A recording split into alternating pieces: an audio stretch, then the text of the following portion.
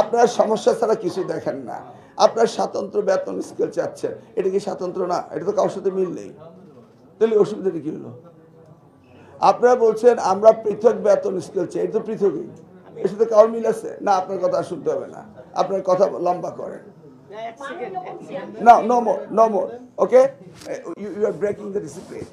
আপনারা বেতন স্কেলের কথা বলেছেন, এগুলি আমাদের কনসিডারেশন সব কিছু আছে। এখন আসেন আমরা যেটা করতে যাব। সেলিম ভূঁইয়া সাহেব মাননীয় সংসদ সদস্য হয়েছেন, আপনাদের সভাপতি, আমরা উই ওয়েলকাম হিম, হাততালি দেন।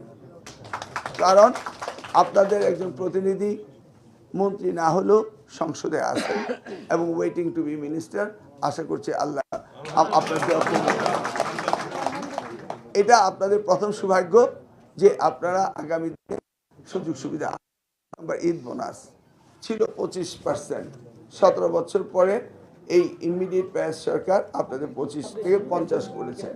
আমাদের মাননীয় প্রতিমন্ত্রী সাহেব বললেন মনিটারি বিষয়গুলো, বাজেট অ্যালোকেশনের বিষয় রয়েছে, এটা আমরা পর্যালোচনা করব।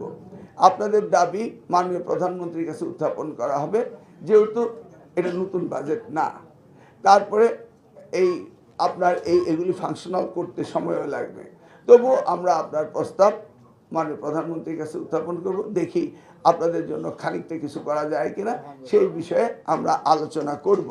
কিন্তু কনস্ট্রেইন আছে, আপনারা জানেন যে এটা নতুন বছর নতুন বাজেটে ইনক্লুড নেই, অনেক বিষয় রয়েছে। তারপরে আপনারা বলেছেন মন্ত্রণালয়ে আপনাদের আমাদের কর্মকর্তা কর্মচারী নিয়ে আপনাদের অভিযোগ রয়েছে। দেখুন, এই অভিযোগগুলি অ্যাড্রেস করা অনেক সময় রয়েছে, এগুলি পর্যায়ক্রমে অ্যাড্রেস হবে কি হবে না এটা আমরা সিদ্ধান্ত আস্তে আস্তে নেব। তবে এটা তো ট্রেডিশন, হোয়াইট হাউসে কি রিপাবলিকান গেল কি ডেমোক্রেটিককে নিয়ে ঢুকে নাকি? Clear, understood? অতএব এই সমস্ত বিষয়ে leave it up to us, এগুলি নিয়ে আমরা দেখি আমরা কিভাবে কাজ করব, এটা আমরা দেখি।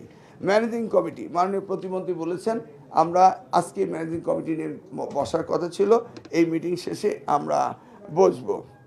পলিটিক্যালাইজ করার বিরুদ্ধে আপনারা বলেছেন, উই আর একমত। একজনকে 3টি প্রতিষ্ঠান দেওয়া না দেওয়া আমরা ম্যানেজিং কমিটি নিয়ে বসে আমরা এটা দেখব।